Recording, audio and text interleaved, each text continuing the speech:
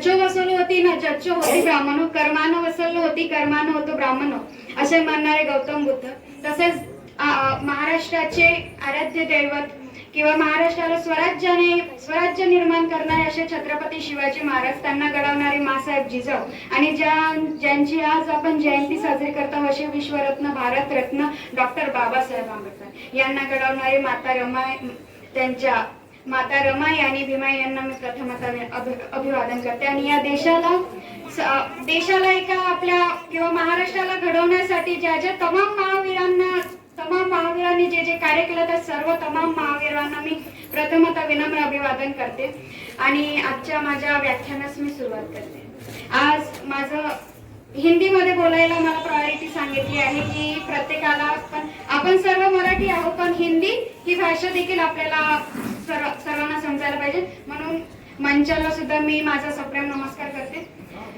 आप सभी को आप मुझे पहचानते हो नहीं पहचानते पता नहीं कि कुछ लोगों ने मुझे देखा होगा, इसे कुछ कहीं तो भी सुना है करके, पर मेरा परिचय है, मैं श्रुति मनोहर मोहितकर शास्त्री में रहती हूँ और ये मेरा चालू है, मैं 7th क्लास से शुरू हूँ और आज मैं यहाँ पे बात कर सकती हूँ. इसका मैं श्रेय मैंने कभी किसी को मतलब आज तक दिया नहीं, क्योंकि उस मंच पर कभी पारखी सर थे नहीं, पर आज मैं यहाँ पे बात कर सकती हूँ तो वो दिनेश पारखी सर है. मेरे गुरु के लिए एक बार जोरदार तालियां हो जाए, क्योंकि उनके वजह से आज मैं बात कर सकती हूँ.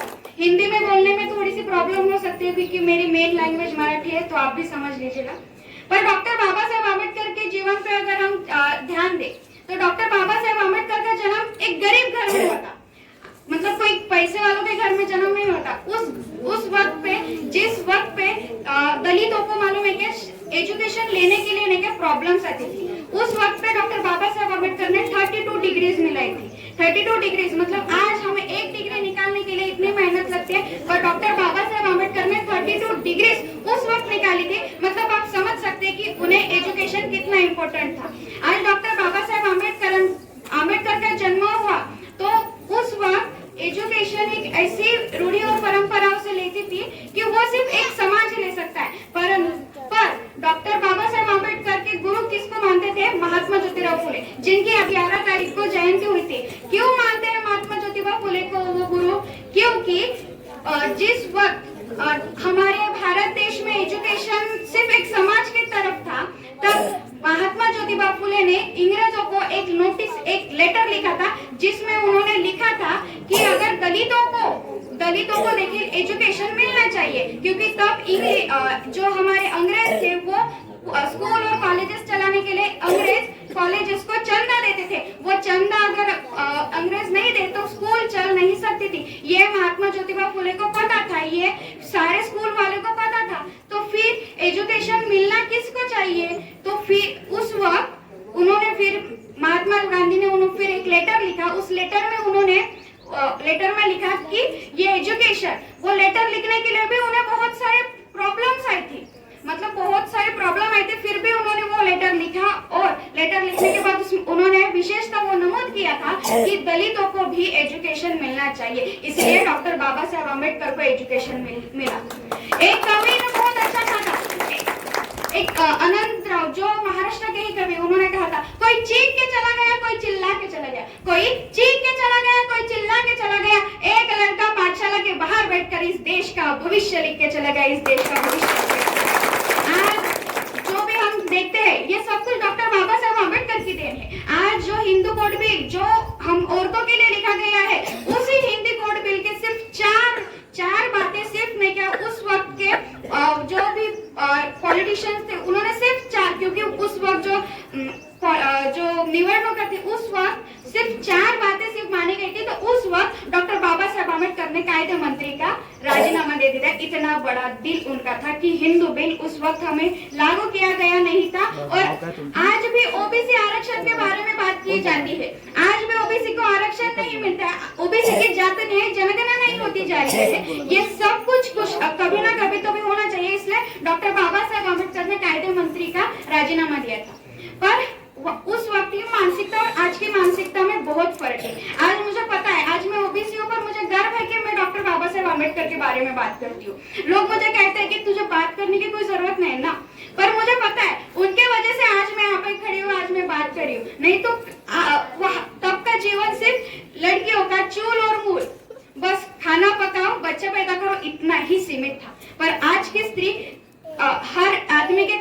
फंदा लगा के इस देश को चलाती है।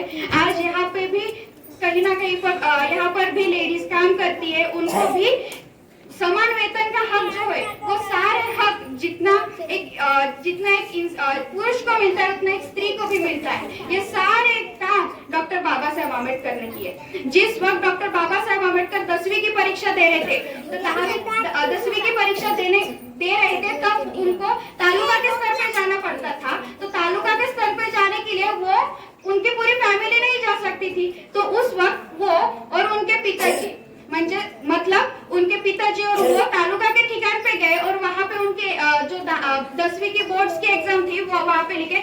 डॉक्टर भीमराव अंबेडकर एग्जाम को जाते थे, एग्जाम पेपर 11 से 2 का पेपर था, पेपर देके आते थे, पेपर देकर आने के बाद वो खाना खाते थे और खाना खाते समय हमेशा अपने पिताजी को बोलते थे कि बाबा आप खाना नहीं खाएंगे क्या? तो फिर डॉक्टर बाबा साहेब आम्बेडकर के पिताजी कहते हैं कि आप खा लो, बाद में मैं खाते हो। ऐसे ही 1 दिन हुआ, 2 दिन हुआ, ऐसा ही चलता रहा। पर तीसरे दिन डॉक्टर बाबा साहेब आम्बेडकर के ध्यान में आया कि मेरे खाने के बाद अगर रोटी ही बचती नहीं तो मेरे पिताजी खाते क्या है।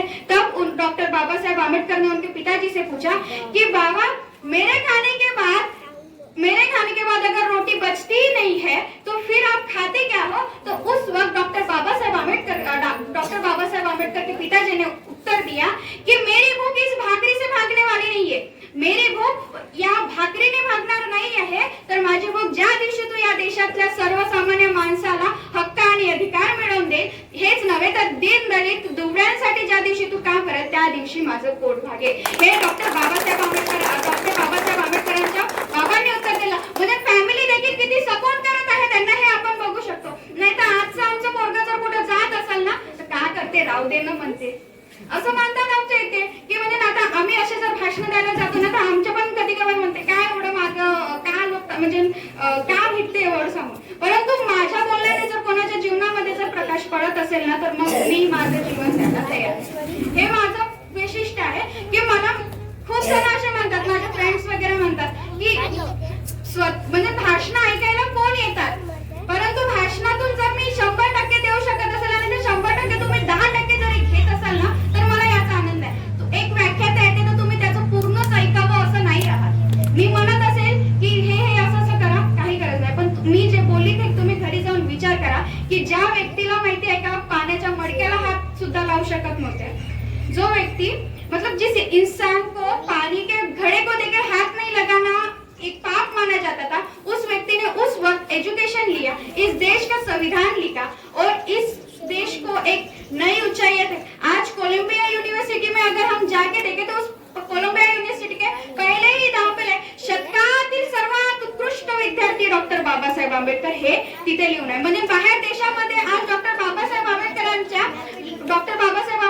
नाव लौकिक होऊन आहे, मग हे भारतीय म्हणून आपल्यासाठी खूप मोठी गोष्ट आहे, हे आपण लक्षात घेतलं पाहिजे। डॉक्टर बाबासाहेब आंबेडकरांचं जीवनामधून जर घेतो म्हटलं तर खूप काही आहे। त्यांच्या लहानपणीपासूनचे प्रसंग असले किंवा काहीही असलं, जर एक इंग्रज अधिकारी शाळेचं इन्स्पेक्शन करायसाठी आला होता तर त्यावेळेस इन्फेक्शन करत असताना प्रश्न विचारला इंग्रजी अधिकाऱ्यांना, परंतु वर्गात बसलेल्या एकही विद्यार्थ्याला उत्तर येत नव्हतं, परंतु उत्तर फक्त त्या शाळेच्या बाहेर बसलेल्या विद्यार्थ्याला येत होता। तर त्यावेळेस त्या इंग्रजी अधिकाऱ्यानं म्हटलं होतं की त्या गुरुला म्हटलं होतं की तुमच्या वर्गाची फक्त आणि फक्त तो विद्यार्थ्यांनी फक्त तुमची मान ठेवली म्हणे।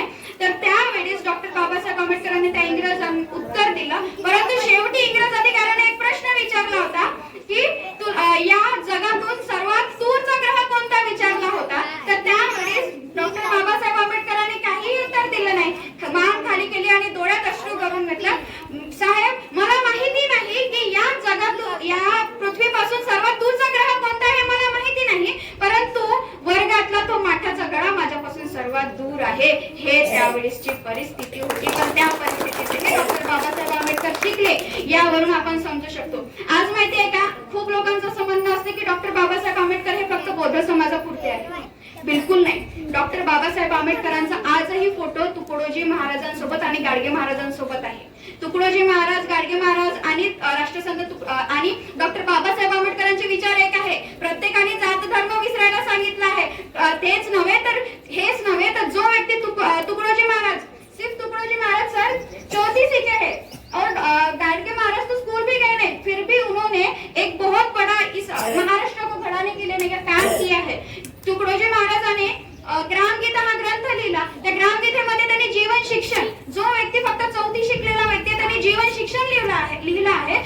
विचार करा त्या व्यक्तीची, त्या वेळची सरणार किती खोल राहते त्या व्यक्तीची.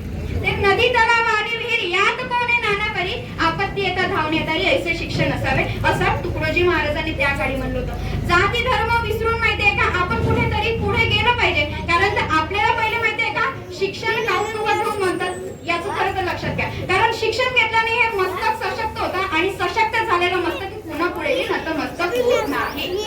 म्हणूनच हे आपण पुस्तकं वाचली पाहिजे. कारण जर ज्या व्यक्तीपाशी 50,000 पुस्तक होते, 50,000 बुक्स होते त्यांच्यापाशी, जर तो 50,000 बुक्स असणारा व्यक्ती हा इतका एज्युकेटेड आहे. मी तर फक्त 4 पुस्तकं अजूनपर्यंत मी पूर्ण कधी वाचलेले नाही, परंतु 4 पुस्तकं मी बरोबर वाचले नसूनही आज मी इथे येऊन बोलू शकता. तर मग त्या व्यक्तीने 50,000 पुस्तकं वाचली होती, तर मग तो व्यक्ती किती एज्युकेटेड असेल, तो व्यक्ती किती समजदार असेल. ज्या वेळेस या देशाला संविधान लागलं होतं ना, त्या दिवशी डॉक्टर बाबासाहेब आंबेडकरांनी एक भाषण दिलं होतं. संविधान लागू झालं होतं त्या टाइमला की मैं इस संविधान के गुणगान गाने नहीं आया हूँ, मैं इस संविधान के गुणगान गाने नहीं आया हूँ, क्योंकि अगर संविधान कितना भी अच्छा क्यों ना हो, अगर उसे चलाने वाले लोग अच्छे नहीं होगा तो संविधान आखिर तक गलत ठहरेगा. और अगर संविधान गलत है और उसे चलाने वाले लोग अच्छे होंगे तो संविधान आखिर तक अच्छा ठहरेगा. हे डॉक्टर बाबासाहेब आंबेडकरांनी तेव्हा म्हटलं होतं आणि आज हे देखील सत्य झालेलं आहे की आज आमचं संविधान चांगलं आहे परंतु चालवणारी लोक चांगली नाही आहे. तर आज निवडणुकीमध्ये दाखवलं जाते की आज आम्ही संविधान बदलवू वगैरे बदलवू, परंतु लोक तुमच्या हातात मतदानाचा अधिकार देऊ. तुम्ही त्या व्यक्तीला दाखवून दिला आणि निवडणुकी जेव्हा झाल्या तेव्हा तोच व्यक्ती डॉक्टर बाबासाहेब आंबेडकरांच्या प्रतिमेला पुष्प अर्पण करता. हे पावर डॉक्टर बाबासाहेब आंबेडकरांचं आहे. आज ज्यावेळेस मराठवाडा विद्यापीठ एक कॉलेज आपलं जसं गोंडवाना विद्यापीठ असते तसंच मराठवाडा विद्यापीठ असते, त्या विद्यापीठाला डॉक्टर बाबासाहेब आंबेडकरांचं नाव त्यासाठी 17 वर्ष लागली. तर त्यावेळेस नांदेडमध्ये एक सभा झाली होती आणि खूप मोठ्या माणसाने नाही का एक बोललं होतं की ज्या माणसाच्या घरी खायला पीठ नाही त्या माणसाच्या नावावर विद्यापीठ कशाला. जर अशा महान माणसाच्या नावावर जर विद्यापीठ नाही देऊ शकत, विद्यापीठाचं नाव नाही देऊ शकत ना, तर मग आपल्यापेक्षा लाजिरवाणी गोष्ट नाही आहे. तर हे ज्या गोष्टी होत्या त्या सर्व माहिती कुठे ना कुठेतरी बदलायला हवा. आज त्याच व्यक्ती आज 17 वर्षांनंतर मराठा विद्यापीठाला डॉक्टर बाबासाहेब आंबेडकरांचं नाव दिलं जात आहे. यावरून मोठी गोष्ट आपल्याला नाहीये.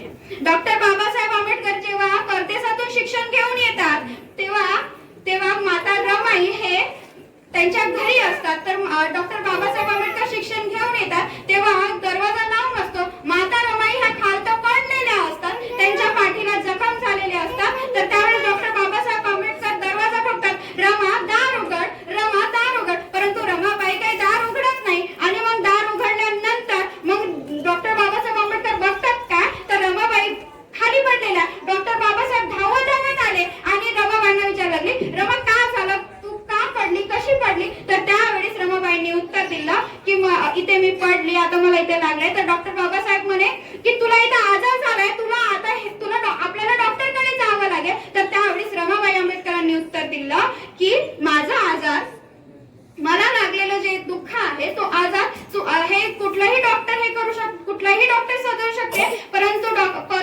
या समाजाला लागलेली जी कीड आहे, या समाजाच्या मानसिकतेतला जो कीड आहे हा फक्त तुम्हीच दूर करू शकता. माझं दुखणं हे 2 दिवसांनी बरं होऊन जाईल, परंतु या समाजातला जो कीड आहे, जे दुखणं आहे ना, हे फक्त आणि फक्त तुम्हीच दूर करू शकता असं रमाबाई आंबेडकरांनी म्हटलं. आणि म्हणूनच डॉक्टर बाबासाहेब आंबेडकर घडले. आज डॉक्टर बाबासाहेब आंबेडकरांना घडवण्यासाठी अनेक हात होते. जेव्हा ते परदेशात शिक्षण घ्यायला गेले होते तेव्हा छत्रपती शाहू महाराजांनी त्यांना पैशांची मदत केली होती आणि तेव्हा जाऊन त्यांनी बाहेरचं शिक्षण पूर्ण केलं होतं. हेच नव्हे तर महात्मा ज्योतिबा फुलेंना ते गुरु मानतात. आज यांचे सगळे महामानवांनी या महाराष्ट्राला घडवण्यासाठी किंवा या देशाला घडवण्यासाठी खूप मोठे काम केले आहे.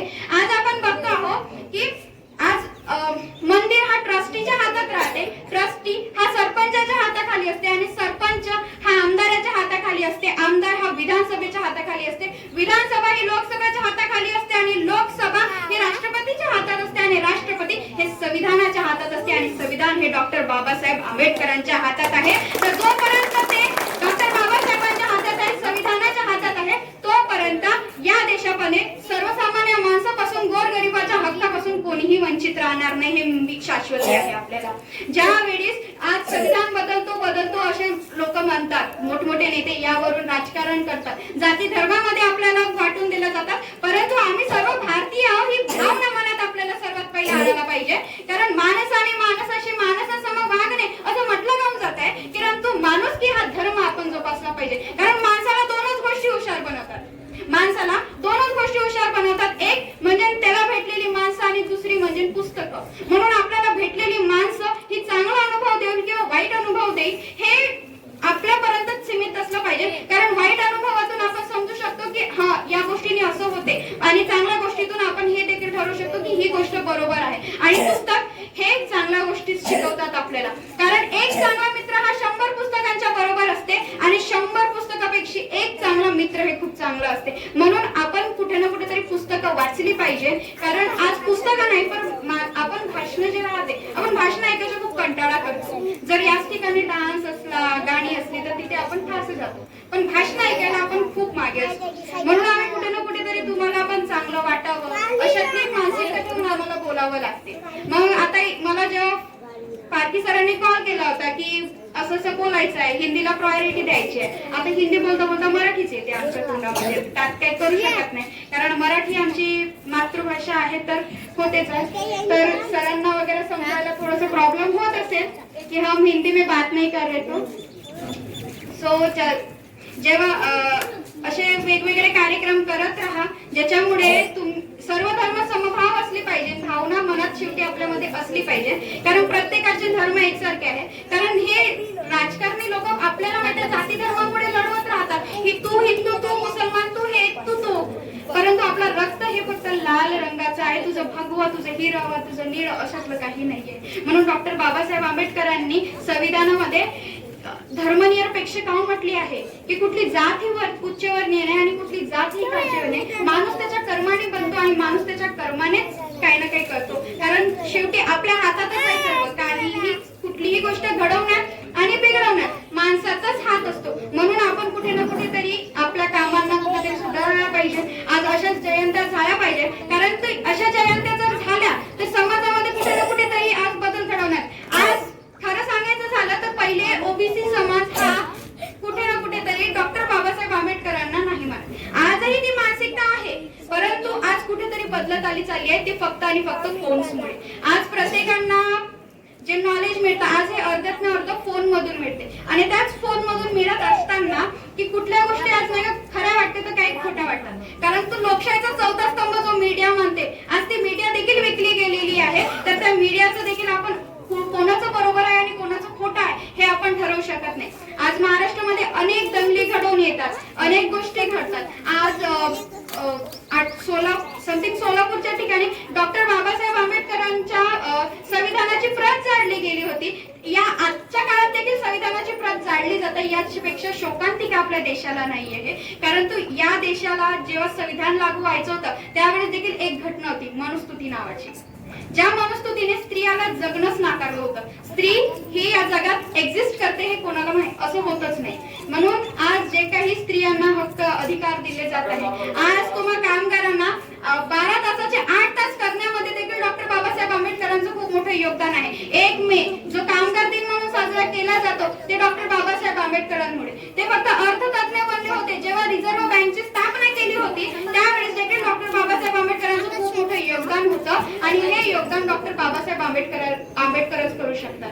कारण आज बाकीच्या देशातले माहिती का ज्या पुस्तकातून अभ्यास करतात की त्या देशाची अर्थव्यवस्था कशी सुरळीत आणावी, ज्या पुस्तकाचा ते अभ्यास करतात ना ती पुस्तकच डॉक्टर बाबासाहेब आंबेडकरांनी लिहिली आहे. म्हणून तू विचार करू शकता की बाहेर देशामध्ये जर आपल्या डॉक्टर बाबासाहेब आंबेडकरांनी लिहिलेले पुस्तकं जर वापरत असेल तर आपल्या देशामध्ये देखील रिझर्व्ह बँकची स्थापना करत असताना डॉक्टर बाबासाहेब आंबेडकरांनी खूप मोठं योगदान दिलं आहे. ज्यावेळेस भारत स्वातंत्र्य झाला होता तर भारत स्वातंत्र्य व्हायच्या अगोदर राजुरा हा स्वातंत्र्य व्हायचाच होता हे आपल्याला लक्षात घेतलं पाहिजे. 17 सप्टेंबरला आपण आपला स्वातंत्र्य दिन साजरा करतो. तर का तर त्यावेळेस राजुरामध्ये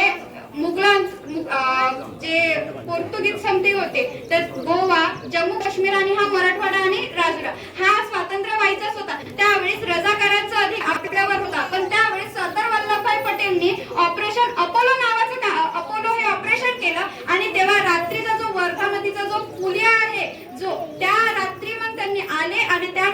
आपल्याला 17 सप्टेंबर रोजी आपल्याला स्वातंत्र्य मिळालं आणि त्यानंतर आपल्याला संविधान देखील लागू झालं. तोपर्यंत आपल्याला काही स्वातंत्र्य मिळालेलं नव्हतं. म्हणूनच जे काही आपण बघत चाललेलो आहोत आपल्या इकडचा इतिहास आणि तिकडचा इतिहास, आपण शेवटच्या महाराष्ट्राच्या कुठेतरी कोपऱ्याकडे आहे. तेलंगणाची सीमा आपल्याला लागली जाते आहे.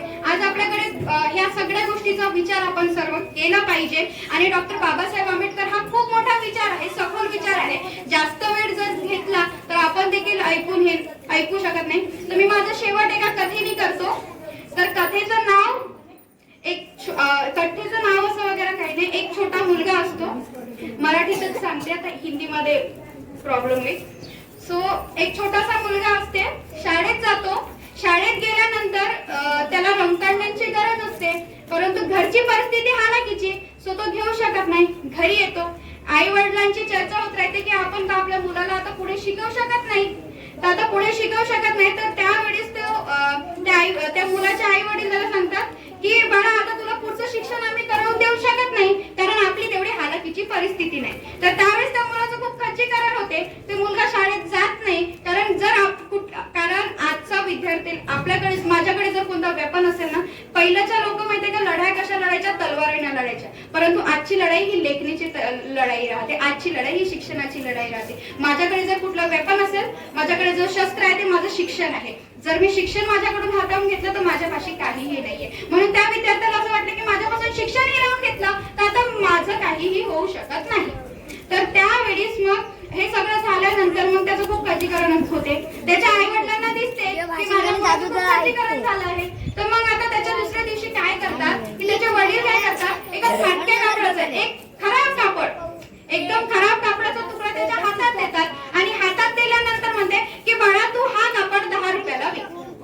तर त्यावेळेस मुलगा म्हणतो की हा कापड 10 रुपयाला कोण विकत घेईल, इतका खराब झालेला, इतका जीर्ण झालेला. तर त्यावेळेस त्याचे बाबा म्हणतात, अरे बाळा, प्रयत्न तर करून बघ. तर त्यावेळेस त्या मुलाने, मग तो मुलगा काय करतो की तो कापड धुतो. धुतल्यानंतर मग तो मध्ये आपल्या प्रेस करायला सुद्धा प्रेस राहत नाही त्यांच्याकडे, तर तो त्याच्या बेडच्या खाली ठेवतो आणि दुसऱ्या दिवशी मग तो कापड घेऊन बाजारपेठेत जातो आणि बाजारपेठेत गेल्यानंतर 10 रुपयाचं कापड, 10 रुपयाचं कापड, 10 रुपयाचं कापड म्हणू लागला. तरीही त्याच्या कापडाकडे पाहत नव्हतं कोणी. 1 तास झाला, 2 तास झाले, 3 तास झाले, तरीही त्याच्या कापडाकडे पाहत नव्हता. तरीही तो हरला नाही. 4 तास झाले, 5 तास झाले, 6 तास झाले, तरीही देखील त्याच्या कपड्याकडे कोणी बघत नव्हतं. शेवटी तो मुलगा रडायला झाला की माझा कापड कोणी घेत नाहीये. तरी देखील त्याने शेवटचा प्रयत्न केला आणि 7 तासानंतर तो कपडा विकला गेला. एक गाडीवाला आला आणि गाडीचा काच पुसायला म्हणून त्याने तो कपडा 10 रुपयाला विकत घेतला आणि त्याच्या हातात 10 रुपये दिले. तो 10 रुपये घेऊन तो आपल्या बाबाकडे जातो, आनंदात खेळत खेळत जातो आणि खेळत खेळत गेल्यानंतर बाबा 10 रुपये, मीने तो कापड विकला. तर त्यावेळेस त्याचे बाबा खूप आनंदी होतात की माझ्या मुलाने तो कापड विकला म्हणून. मग त्याच्यानंतर त्याच्या बाबा काय करतात, ते 10 रुपये घेतात आणि त्याच कापडाचा दुसरा कपडा फाडतात आणि तो दुसरा कापड सुद्धा त्याला देतात आणि म्हणतात की बाळा, आता हे तूच 20 रुपयाला विकून दाखव. तर त्यावेळेस म्हणते बाबा, हा 10 रुपयाला घ्यायला कोणी तयार नव्हतं. तर आता 10 रुपयाला घ्यायसाठी 7 तास लागले. मग हाच कापड 20 रुपयाला कोण घेईल? बाळा, तू पहिल्या दिवशी सुद्धा हेच म्हटलं होता, मग तू आज सुद्धा प्रयत्न करून बघ. तर मग त्या दिवशी तेव्हा मग तो मुलगा पुन्हा मग तो कपडा घेतो, धुतो, त्याला अंथरुणाखाली ठेवतो आणि दुसऱ्या दिवशी मग पुन्हा बाजारपेठेत जातो आणि म्हणायला लागतो 20 रुपयाचा कापड, 20 रुपयाचा कापड, 20 रुपयाचा कापड. 1 तास होते, 2 तास होते, 3 तास होते, तरीही त्या कापडाकडे कोणी बघत नव्हतं.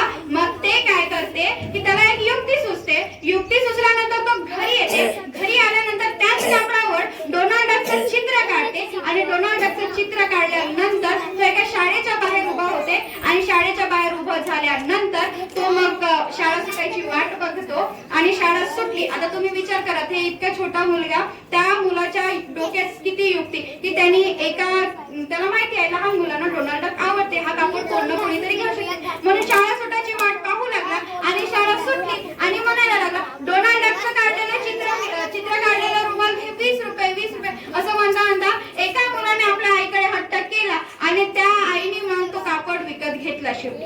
मग त्या 20 रुपये दिले. तर त्या माऊलीने त्याला प्रश्न केला की बाळा, तू हा कापड का बरं विकत आहेस? तुझं तर वय शिक्षणाचं आहे, मग तू शिक्षण का बरं घेत नाही? तर त्यावेळेस त्या मुलाने उत्तर दिलं, माझी परिस्थिती हालाकीची आहे, त्याच्यामुळे मी काही शिक्षण घेऊ शकलो नाही. तर त्यावेळेस त्या ताईने त्याला 20 रुपये अजून बक्षीस म्हणून दिले. तर मग ते त्याच्याकडे मग आता किती झाले, 40 रुपये झाले. मग ते 40 रुपये झाले, तो मग घरी आला. घरी आल्यानंतर मग पुन्हा बाबाला आनंदात मध्ये सांगितलं, बाबा 40 रुपये मी ना तो कापड विकला. त्यावेळेस त्याचे बाबा त्याला खूप चांगलं काम केलं, याच्यामुळे आपल्याला घरच्यांना खूप मदत होईल असं ते म्हणतात. आणि म्हटल्यानंतर मग त्याचेच बाबा पैसे घेतल्यानंतर त्याच कापडाचा तिसरा कपडा फाडून देते आणि म्हणते की बाळा आता हे कापड तू 200 रुपयाला विक. मग तुम्ही विचार करा, एक कापड विकायला जर इतका वेळ लागत असेल तर किती मानसिकता त्या माणसाची थकून जात असेल. तरी देखील तो व्यक्ती त्या कापडाला घेतो, प्रेस धुतो, त्यानंतर अंथरुणाखाली ठेवतो. अंथरुणाखाली ठेवल्यानंतर तिसऱ्या दिवशी मग त्याला माहिती होते की त्यांच्या जो गाव असतो त्या तिकडे हेमा मालिनी या ठिकाणी येणार आहे असं त्याला माहिती असते. तर मग तो काय करतो, तो कापड घेतो. कापड घेतल्यानंतर जिथे हेमा मालिनी येणार आहे तिथे तो जातो आणि गेल्यानंतर आता बारीक चुरीक राहते म्हणून आपला असं सरकत हेमा मालिनीपाशी पोहोचतो आणि म्हणतो की मी तुमचा खूप मोठा फॅन आहे, मला या कापडावर तुमची सही देता का. तर त्यावेळेस हेमा मालिनी देखील कौतुकाने त्या कापडावर सही करते आणि सही केलेला कापड घेऊन तो माहिती आहे का मग बाजारपेठेत जातो आणि डायरेक्ट म्हणतो हेमा मालिनी सही केलेला कापड फक्त 200 रुपये, हेमा मालिनी सही केलेला कापड फक्त 200 रुपये असं म्हणतात. तो कापड फक्त 2 क्षणात विकला गेला. ही आहे एका लहानशा मुलाची लहान मुलांनी किती डोकं लावलं आणि ते कापड विकलं गेलं. म्हणून त्यावेळेस मग ते पैसे घेऊन घरी येतात आणि बाबाला मग सांगतं की बाबा मी ते कापड विकलं. तर त्यावेळेस त्याचे बाबा त्याला विचारतात की तू या सगळ्यातून शिकलास का. तर त्यावेळेस ते उत्तर देते की बाबा जिथं प्रयत्न असेल ना, प्रयत्न केला ना तर सगळंच होते. तर त्यावेळेस त्याच्या बाबाने मला हे तर तुला सांगायचंच होतं, परंतु मला तुला या सगळ्यातून एक गोष्ट सांगायची होती की ज्या पद्धतीने तुला त्या कापडाची किंमत 10 रुपयापासून 200 रुपयापर्यंत नेली, तशी तू तुझी किंमत 10 रुपयापासून 1000 रुपयापर्यंत का नाही नेऊ शकत. म्हणून ते सगळं आपल्या हातात आहे की आपण आपल्या या मानव सृष्टीला कसं जगवतो, कसं बनवतो. कारण हे आपली जी आता गाडीमध्ये जर पेट्रोल टाकायच्या ठिकाणी आपण पाणी टाकलं तर गाडी चालणार आहे का, ऑब्विसली नाही चालणार ना. त्यामुळे हे जे मनुष्यासारखं आपल्याला देह दिला आहे, हात दिले, पाय दिले, तर हे समाजासाठी आपण कुठे ना कुठेतरी वापरलं पाहिजे. आज समाजामध्ये कुठे ना कुठेतरी आज मागासवर्गीय जे लोक आहेत त्यांना पुढे आणण्याचा प्रयत्न आपण केला पाहिजे आणि असेच कार्यक्रम केले पाहिजे. जास्त वेळ न घेता मी आपल्या सर्वांचे आभारी मानते. तुम्ही मला इथं बोलवलं त्याबद्दल मी सर्व मान्यवरांचे आभार मानते. मला घ्यायला आलेले नितीन दादा यांचे सुद्धा मी खूप आभार मानते. त्यानंतर पारखी सरांना मला कॉल केला की ते येणार म्हणून. त्यानंतर मधुकरजी यांचे सुद्धा मी खूप खूप आभार मानते. त्यात इथं माझे फारसे ओळखीचे आहेत, तुम्ही मला शांतपणे ऐकून घेतलं त्याबद्दल मी आपल्या सर्वांचे आभार मानते. कारण माझं जीवन देखील डॉक्टर बाबासाहेब आंबेडकरांच्या जीवनाशी काही प्रेरित असं काही नाही, परंतु ज्या पद्धतीने डॉक्टर बाबासाहेब आंबेडकरांच्या जीवनावर जे काही प्रसंग घडून आले तशातलेच आज मला देखील कुठेही किंमत नव्हती. आज किंमत आणायची असेल तर ते मला इथे येऊन बोलत आहोत तर तुमच्या लोकांच्या सर्वांच्या मनात माझ्यासाठी रिस्पेक्ट वाढली असेल की भाई हा ही मुलगी अशी भाषण देते, चांगली गोष्ट आहे. परंतु मला हा मान सन्मान असंच भेटला नाही. मला देखील कुठे ना कुठेतरी काही लोकांचे टोमणे ऐकावे लागले, काही लोकांचा तिरस्कार देखील पाहावा लागला. जे डॉक्टर बाबासाहेब आंबेडकरांनी जे काही म्हटलं होतं की संघर्षाशिवाय जीवन नाही, म्हणून संघर्ष हे जीवनात येत असते परंतु त्या संघर्षापासून लढावं लागतं. आज इतके प्रसंग घडून येतात आपल्यावर, पण तरी देखील आपण जगलं पाहिजे, झटलं पाहिजे. कारण डॉक्टर बाबासाहेब आंबेडकरांच्या जीवनातून आपण भरपूर काही शिकू शकतो, परंतु त्या भरपूर काही शिकण्यामध्ये शिका, संघटित व्हा आणि संघर्ष करा. म्हणजे शिक्षणाला महत्व काय आहे डॉक्टर बाबासाहेब आंबेडकरांनी निर्माण करून दिलं. आपल्या तुम्हा सर्व कामगारांसाठी पीएफ सारखी योजना असो, आज भर पगारी तुम्हाला माहिती आहे का पीएच दिला जातो, या सगळ्या गोष्टी डॉक्टर बाबासाहेब आंबेडकरांच्या देण आहे. म्हणून डॉक्टर बाबासाहेब आंबेडकरांचा आपण अशाच जयंती साजरा करत, डॉक्टर बाबासाहेब आंबेडकरांच्याच नाही तर छत्रपती शिवाजी महाराजांच्या, राष्ट्रसंत तुकडोजी महाराज, गाडगे महाराज ज्यांनी सकाळला म्हणजे गावातली घाण साफ केली आणि रात्री कीर्तनाच्या माध्यमातून लोकांच्या मनातली घाण साफ करणारे अशा लोकांच्या आपण जयंत्या पुण्यतिथ्या साजऱ्या केल्या पाहिजे. आणि मी आपल्या सर्वांना